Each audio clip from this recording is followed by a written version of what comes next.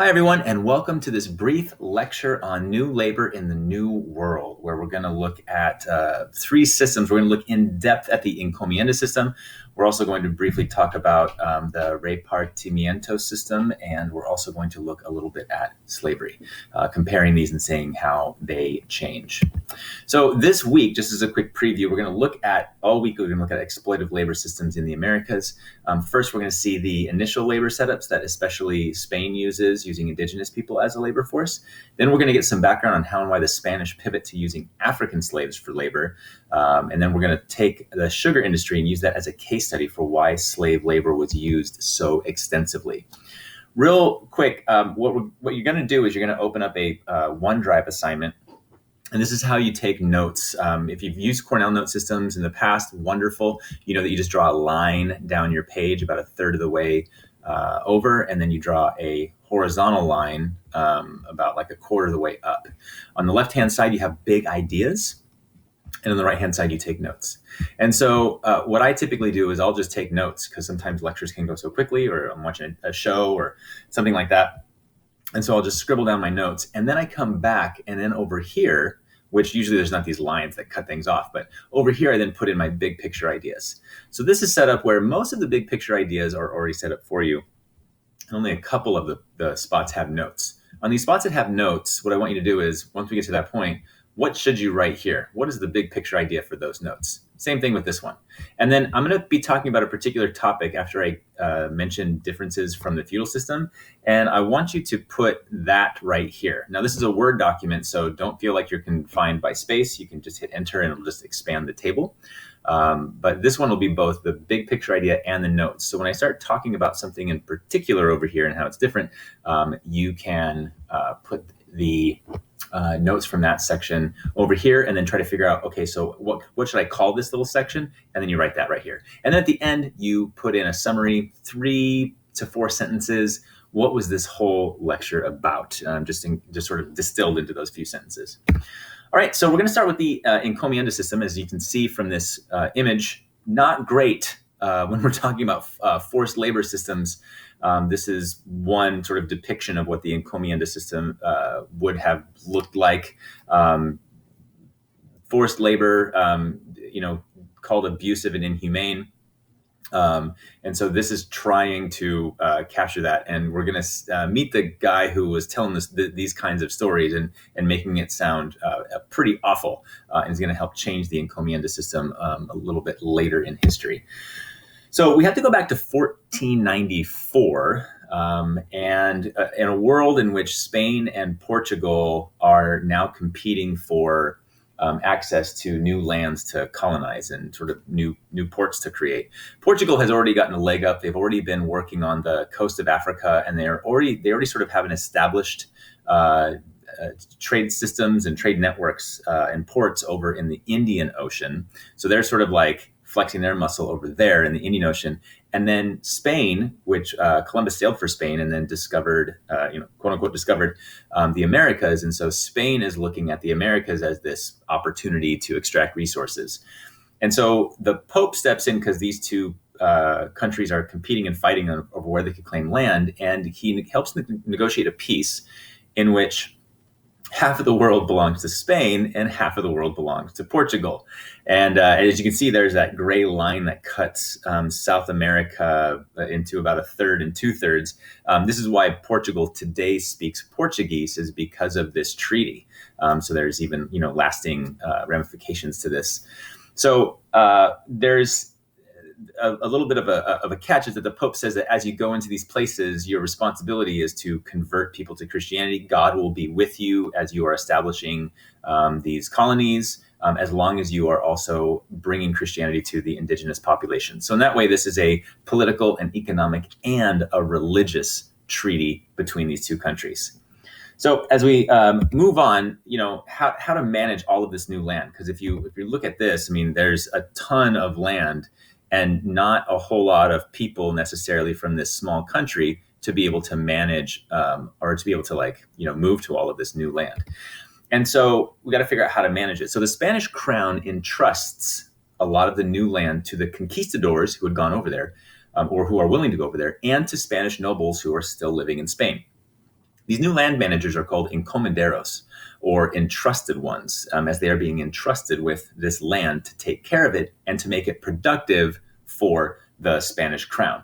And the other thing that they're doing is they're being entrusted with the care of the native populations in order to sort of make them more quote unquote civilized, to make them a little bit more Spanish, through Christianity and through like European education. So this sets up the Encomienda system to help fulfill Spain's main goals of spreading the word of God, accessing resources such as gold, and sort of glorifying or making Spain great. So, and Isabella is the crown, when I say crown, who is going to entrust the conquistadors and Spanish nobles with this land.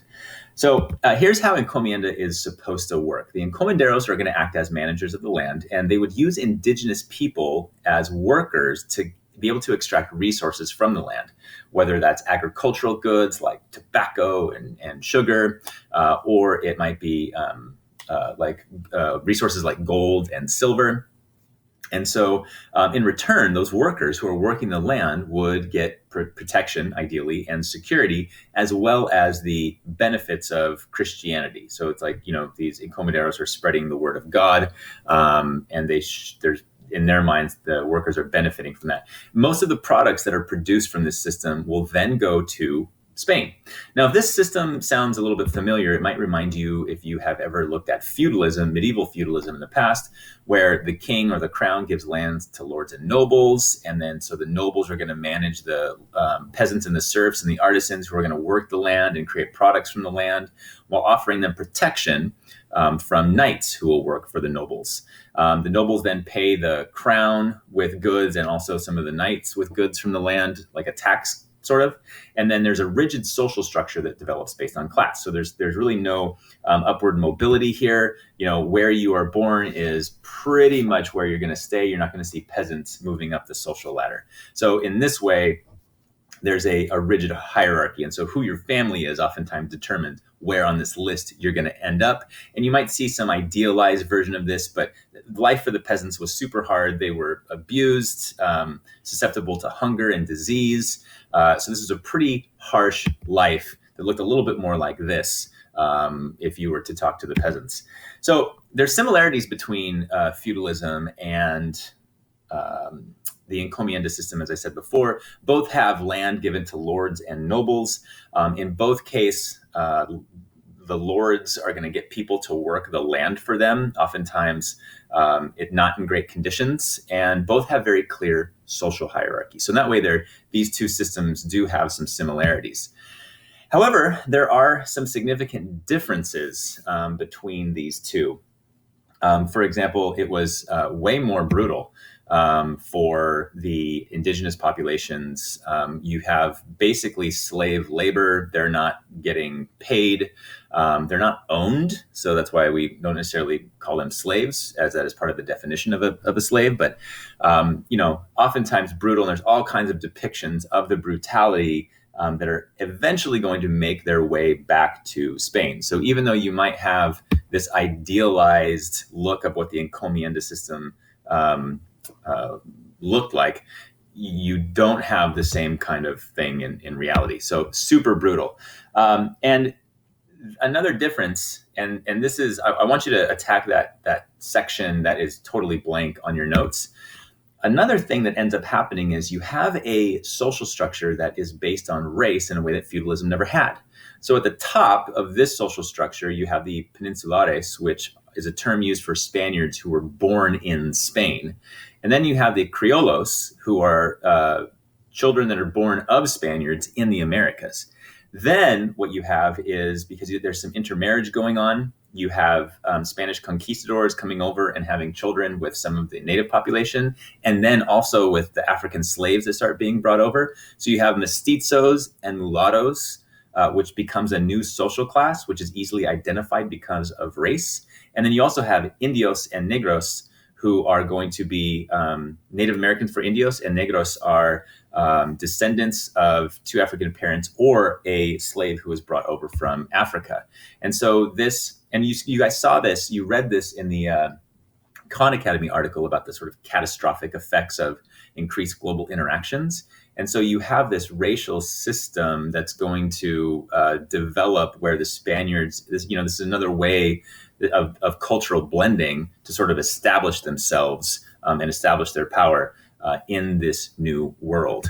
And a crazy array of, you have charts like this one in which you have all these different racial categories. And so basically you have this chart, these levels of society that develop. So while feudalism had a social class system, certainly, this one is a rigid class system that is based on race. So, depending on where you are, there's very little social mobility, but then that is also magnified by the fact that magnified by your race, how you look, the color of your skin. So the question is, why not just use Spanish workers to come over and do some labor? One of the reasons is it's just too expensive to pay for Spanish labor if there are workers who are willing to work over in the New World. There's so much land that none of the landowners or the crown could afford that. Also, the New World was seen as a death trap. The life expectancy is pretty low, and the mortality rate doesn't go above 50% until like the 1600s. So life is very hard in the New World, and lots of ways to die. Also, many lords were comfortable back home and comfortable just managing from afar. So they can just hire people to sort of then work or sort of manage and oversee the workers, even though they are far away. One thing that happens, though, when I was talking about how brutal the Encomienda system was toward the indigenous laborers, in part because they saw that the conquistadors saw themselves as better than they saw the indigenous peoples as less than human, in a way that we didn't see as much in feudalism. Well, there was one encomendero in particular. He was a priest who had managed his plantation from afar. So he managed his plantation from Spain. His name is Bartolomé de las Casas. He visited his plantation and was appalled and disgusted at what he saw as a treatment of the indigenous peoples. And so he ended up writing back to Charles V to create new regulations to help protect the indigenous peoples. Remember, a lot of priests and friars and missionaries wanted to see these people converted to Christianity and increase the number of Christians in the world, and so therefore does not want to see them being abused, mistreated, or killed. And so he tried to get new laws established and new regulations, and he advocated for the use of African slaves instead. So in one way, he's helping to change or to right an ill that is happening to people that are living under the Spanish crown. But at the same time, he is later criticized because he is still advocating or is still okay with slavery and still is okay with the mistreatment of people, just not these indigenous people. And so in a way, from his writings and from other missionaries' writings, the new laws are passed in 1542, and they're literally called the New Laws. And so these laws are designed to protect the Indians, the Native Americans, the indigenous people, and to sort of restrain or control the behavior of the encomenderos.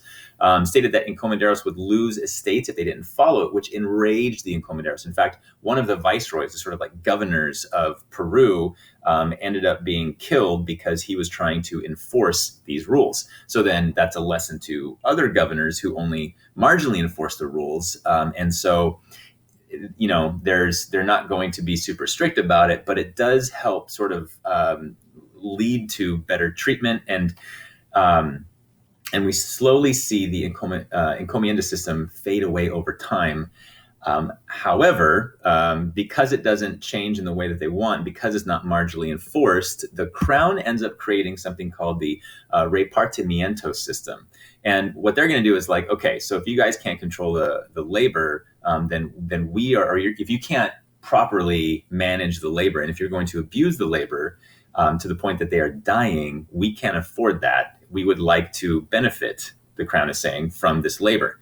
And so what they end up doing is creating this system, the repartimiento system, to where the crown is now going to manage the labors, and they're going to allocate the labor to the different plantations and landowners. But also, labor starts to get kind of short.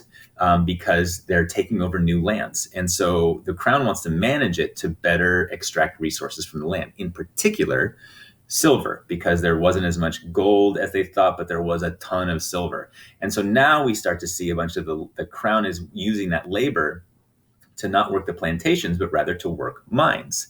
And so because of that, and also this system is a little bit less abusive. It offers to pay workers, but there's no real enforcement to make sure that they get this money. But because starts to be a labor shortage, because all of these workers are now working in the silver mines, which is awful in its own way, the encomenderos, but the Spanish start to move, and the plantation owners start to move toward African slaves. And so we start to see Spain increase the importation of African slaves because these plantation owners are willing to pay for the labor if they're not going to be allocated the labor from the crown. And in part because we see an increased demand for sugar. So we have this whole economic system that starts to develop around sugar and the sugar trade that we're really going to go into later on in the week.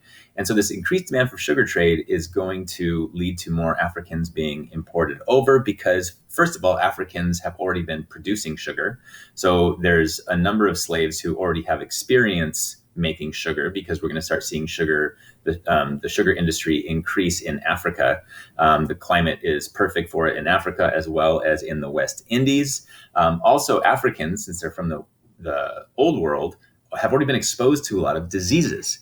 And so because of that exposure to all of these diseases, they are going to be more disease tolerant than the native populations and less likely to die from smallpox and measles than some of the native populations are. So what we see here, if we look at this whole thing, is that the Spanish conquistadors and nobles they were allotted land by the crown. And this is called the Encomienda System, where they manage the land. But they're forcing native peoples to work the land while also replacing their culture and religion with Christianity. But they're not bought and sold, so we're not calling this slavery, but essentially it is just as abusive and harsh as slavery. The native workers are often abused and or killed in awful circumstances. And so seeing that, Bartolomé de las Casas petitions Charles V to pass new laws in 1542 to help regulate the behavior of these encomenderos. And over time, the encomienda system is slowly replaced by the repartimiento, where the crown takes control of the labor and they push them toward mines. And so because there's a labor shortage on a lot of these farms and all these agricultural producing plantations, Spain starts to import African slaves as a labor source, and the rest of Europe follows.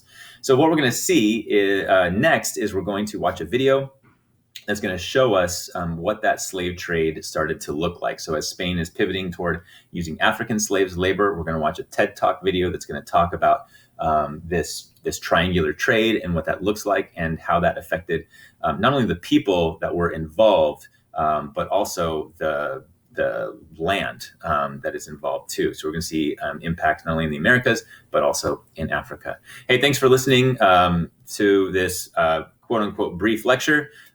Let your teacher know if you have any questions on it, and feel free to, at this point, write your summary down at the bottom. And you can also go back, of course, and review any points that you might have missed because I was going too fast. So thank you, everybody.